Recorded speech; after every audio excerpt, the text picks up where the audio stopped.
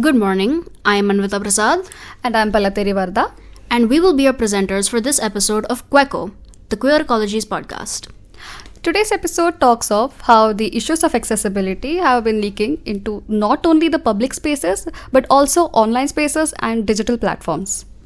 Now, this is one of the bigger problems that we face in a more digital contemporary landscape, where as our sphere of activity increases, the number of barriers to accessibility have also increased. We do normally talk about things like interface or user design or architecture, infrastructure, but we don't often discuss who these things are designed for. We just talk about it being, for everyone or to benefit everyone. But there is a divide that exists on these spaces in terms of accessibility and ableism that is kind of inherent to these structures. The concept of accessibility is one that is very subjective depending on who you ask. The textbook definition says the quality of being able to be reached or entered, and those who are in professional spaces would define it as making a product as usable as possible or providing people with a disability with the same opportunities, interactions, and activities as those without a disability. All of these definitions have two components in common: inclusion and utility.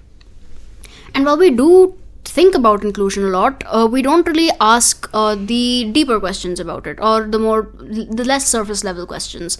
For example, how do you make a website more accessible? What goes into that? Is it the font size? Is it the color palettes? Is it the contrast? Is your website accessible to a screen reader? What formats do you use that could be read by a screen reader? What is a screen reader? Some might even ask. How do we make public spaces more accessible? Do you recognize the accessibility features in your public spaces? Do you understand tactile pavements? Are they being implemented properly? There are a lot of questions that we should be asking specifically about how physical disabilities and interact with the world around us and the world online. See, the very fact that accessibility is a concept that is separate from normalcy is concerning. Why is it that the world we have designed for ourselves is not inherently accessible? Why do we have to strive towards accessibility when it should in fact be the norm everywhere in every space, professional, common, or otherwise? That's because the idea of what is accessible in people's minds is constantly shifting, because there's always a bottom line that people think of when they think of something as being accessible. For a long time, able-bodied is considered to be perfectly normal because you aren't interacting with that many disabled or differently abled people in your day-to-day lives. As we go on, as people become more educated about different topics, we understand that there are people who have either different sight needs or different locomotive needs than us. And so our idea of what is considered acceptable for accessibility will shift. Now, in terms of public accessibility, since about 2014, I believe, the government has been working towards improving infrastructure. They started an Accessible India campaign in about 2015, and they've been working towards ensuring that our public infrastructure, or just infrastructure in general, is more accessible. This is including airports, railway systems, public transport systems, and so on. If we are getting into the specifics of these examples, like Delhi Metro has now wide automated fare collection gates, which makes it easier for people to come in, get the tickets, and be gone easily. In terms of that, I've also seen lifts being made more with braille panels. So before it wasn't as common, and now I am still seeing spaces where you'll find a lift with those digital screen buttons where it's not even an actual button, it's just a screen. Those aren't as accessible because you can't have space for braille on those, but I have been seeing more braille, which is a good thing. If you're speaking of public infrastructure, which is making things accessible to people, ramps are one of the first topics that come into mind. The issue with ramps is that sometimes they get too inclined, or sometimes the point where the wheelchair is supposed to go onto the ramp is too high off the ground. This creates issues while carrying the person on the wheelchair, and which can, if a mishap happens, it could lead to further problems. Speaking of ramps, I remember seeing in the Mumbai local train station, they didn't really have ramps for the cars. It was more of there was a lift and they had a separate car for people who need to use wheelchairs, or they have separate doors for people who need to use wheelchairs, which is incredibly inconvenient because how do you know you're at the right spot on the platform? And speaking of the same train station that I'd been at, I saw that there's this kind of inconsistency that people have with tactile pavements. So you know those pavements that it's like a yellow strip in the ground and it has bumps? Right. Those pavements, I've seen some stations will have it, other stations don't. Not all stations that have them utilize them properly. Because you'll see a tactile pavement leading somewhere. Blind people are supposed to be able to use this with their canes to, know where they're going. It'll lead somewhere and then just stop. Furthermore, you'll see two sets of tactile pavements in some railway stations. You'll have one close to the center of the platform, bright colors, so people with low visibility can easily access them. And then you'll have one at the edge of the platform, which is where you'll have the trains coming in. That's like the warning sign. And that is dangerous because some stations will just not have the center one. They just have the edge. So, but like while speaking of tactile payments, we can... not tactile payments, railway stations in general. It's a good news that the Dehradun railway station has been adding braille indicators and signage along the handrail, which helps people who are visibly challenged. Thank you. Who are visibly challenged to make their way easily to the train from the train. Right. So I think it's a good effort that's being put forward. I'm seeing that there's not a lot of even application of it across all fronts. I think it's because of generally they'll have funding issues or there's a lot of red tape and bureaucracy that goes into it, but it should be... I suppose they'll be working towards it in the future, hopefully. As for online accessibility, from what I've heard, the state has been attempting to make more government websites accessible. Mm-hmm. So screen readers, for example. Screen readers are essentially software that allows you, or it'll read out the webpage format to somebody that is unable to see the webpage themselves. Screen readers aren't accessible with all web formats, but they are accessible with some. There are methods that you can use to test this. For example, I know the Web Accessibility Initiative, WAI, provides software that allows you to do tests for your screen readers. It'll let you put your website in and it'll tell you if it's screen reader compatible. It's a small thing, a lot of people don't remember to do it, but if you do, it does help with online accessibility. We also have around 95, I believe. 95 central government websites that have already been made accessible. So when they say accessible, I believe it's again about the font size and the color. Again, if they are visually impaired, they can have audible texts be read out to them, which is helpful because these things are important and people need to know of them. Well, I do agree with that point. We say 95, and to us it sounds like a large number because you think how many government websites are there? But the truth is that's about 13% of government websites, which is not great. I understand that they're making an effort, but it's definitely not being evenly applied across all platforms. Only 2% of Indian e-commerce websites meet web content accessibility guidelines. And there was a survey done by an organization called Swayam, who found that 98% of websites in India are inaccessible to people with visual disabilities, while 94% are inaccessible to people with hearing disabilities. While speaking of hearing disabilities, I would like to add on of how there is a lack of visual alarms for people who struggle with hearing normal range of volume of voices. So when alarms ring off, like fire alarms or some sort of emergency happens, people have to be evacuated. There is no light indicators in the building, which could cause further damage. Not only damage, people could lose lives, which is a big problem. In terms of audio accessibility, one thing, if I could go back to the railways, is you'll notice there are very few signboards that discuss actual, timings.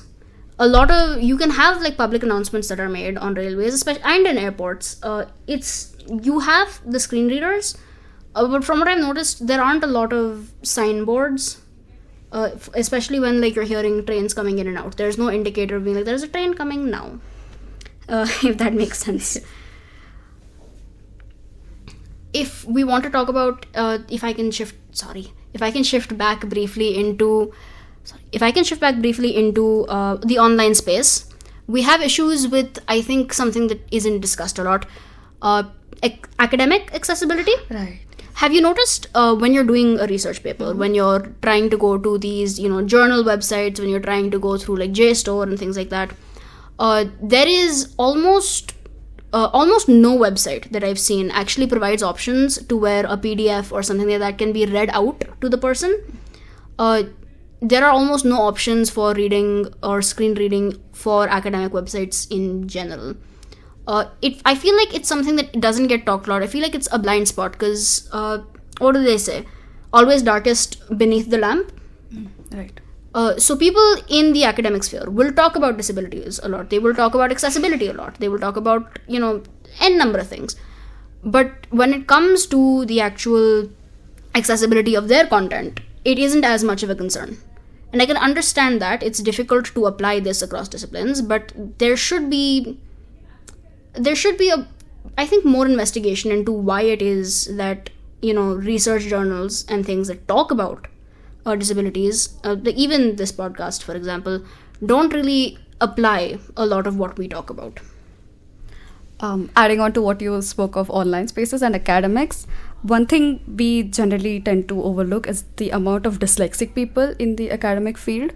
And I believe Comic Sans MS is an ideal font for people with dyslexia to understand the text properly. Yeah. So even though we have formats like MLA and APA which demand Times New Roman or Georgia, it's nice to have another set of research paper that are printed in Comic Sans MS, or maybe just not be demanded to be printed in Times New Roman.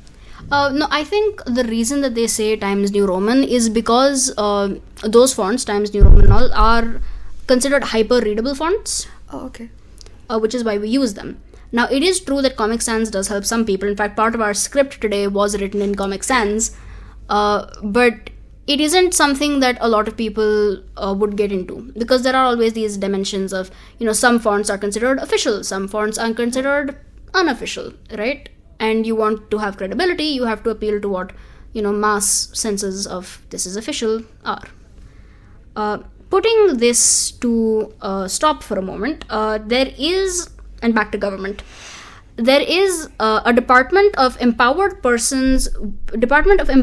of Persons with Disabilities, that's DEPWD, which has made an Accessible India campaign mobile app and a web portal, which allows you to show examples of inaccessible places. The app allows you to take a photograph and upload it so that it shows that this area has been improperly constructed. Have you seen the ramps? Yes. In your day-to-day? Yes. Have you seen how they just kind of don't go anywhere? Yes, I have fallen from one. I am experienced. Yeah. So it allows you to take photos of ramps like that. Oh. And then upload those to the website, which it functions as a report. They will see it, they will come, they'll get it done. There is some debatability about how quick they work, but they are making an attempt. The department does exist.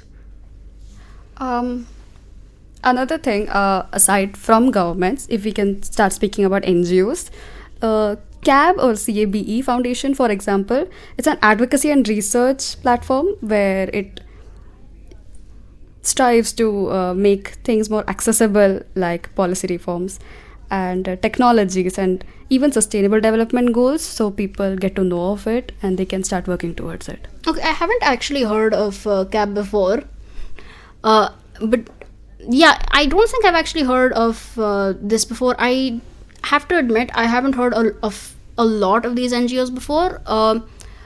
I know one that I am familiar with. Delhi? Sorry, yes. So there's an NGO based in Delhi. I think it's... wait, no, that's just CAB.